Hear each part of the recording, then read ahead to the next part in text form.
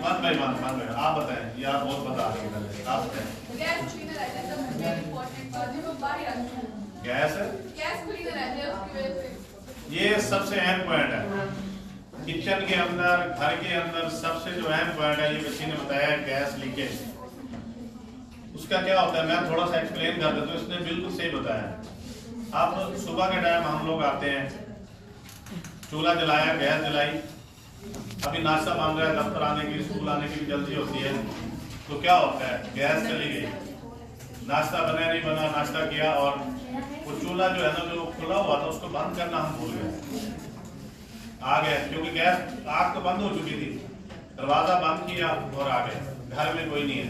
अब जब हम वापसी जाते हैं उस टाइम पर गैस आ गई होगी और वो गैस लीक होना शुरू हो जाएगी, ऐसे है ना। पूरे घर में अगर किचन का दरवाजा बंद है तो किचन के अंदर वो गैस भरती जाएगी। किचन से रिलेटेड आगे कोई कमरे की तरफ कोई रास्ता है, कोई दरवाजा है या कोई विंडो है, खिड़की है, तो वहां से कमरे में भी जा रही होगी, तो क्या होगा वहां पे गैस भरती जाएगी। ठीक हो गया बेटे, इधर मेरी तरफ देख लें आप, ठीक है। उसका नुकसान क्या होगा, जब हम वापस आते हैं हम दरवाजा खोलते हैं, सबसे पहले क्या काम करते हैं, लाइट जलाते हैं। Very good. लेकिन हम लाशऊरी तौर पे लाइट जलाते हैं कहीं पे भी जाए, तो उससे क्या होगा, अभी तनवीर साहब ने बताया था आग लगने के लिए कितनी चीजों जरूरी होती है, 3, ऑक्सीजन, फ्यूल, टेम्परेचर। अब उसके अंदर ऑक्सीजन भी मौजूद थी, फ्यूल क्या था, वो जो गैस है सुई गैस वो भी मौजूद थी। अब उसको सोर्स ऑफ इग्निशन टेम्परेचर सिर्फ चाहिए था, दरवाजा खोला, आपने लाइट जलाई, टेम्परेचर इग्निशन सोर्स मिला और उसने फौरन आग पकड़ ली और धमाके से पकड़ेगी। सिर्फ आग पकड़ना और बात है क्योंकि उसके अंदर सारा गैस पहले की जब खड़ी होते हैं एकदम धमाके से करनी है, पकड़नी है।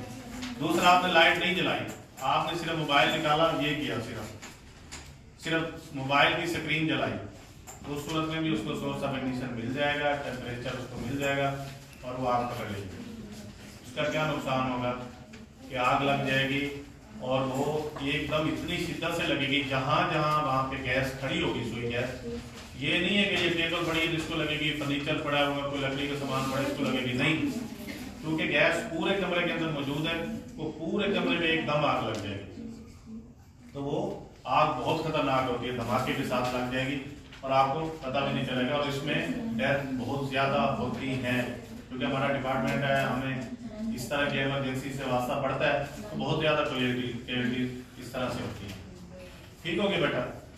इसके अलावा अगर प्राण वैसा आग लग जाती है तो आपने भागना कैसे, निकलना कैसे है। आग जब लगती है तो उसकी वजह से स्मोक भी पैदा होता है ना, धुआं। अब किसी लकड़ी को लग गया तो उसमें से धुआं निकलता है और धुआं हमेशा ऊपर की तरफ ट्रेवल करता है, छत की तरफ।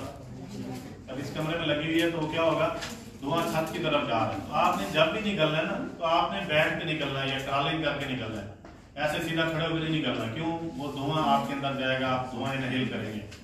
और इसमें सबसे ज्यादा हम बात आग की वजह से नहीं होती, धुआं की वजह से होती है। जब धुआं हम बार बार इनहेल करते जाते हैं बेहोश हो जाते हैं और उसके बाद हमारी डेथ हो जाती है, क्योंकि ऑक्सीजन की जो सप्लाई है हमारे अंदर वो कम होती जाती है, डेफिशिएंसी होती जाती है ऑक्सीजन की, और उसके बाद जब ऑक्सीजन बंद होती है तो डेथ हो जाती है।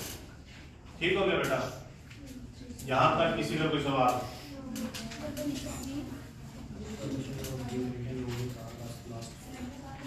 ठीक है बेटा, कोई किसी का क्वेश्चन कोई? अभी हम एक इवैक्यूएशन ड्रिल भी करें।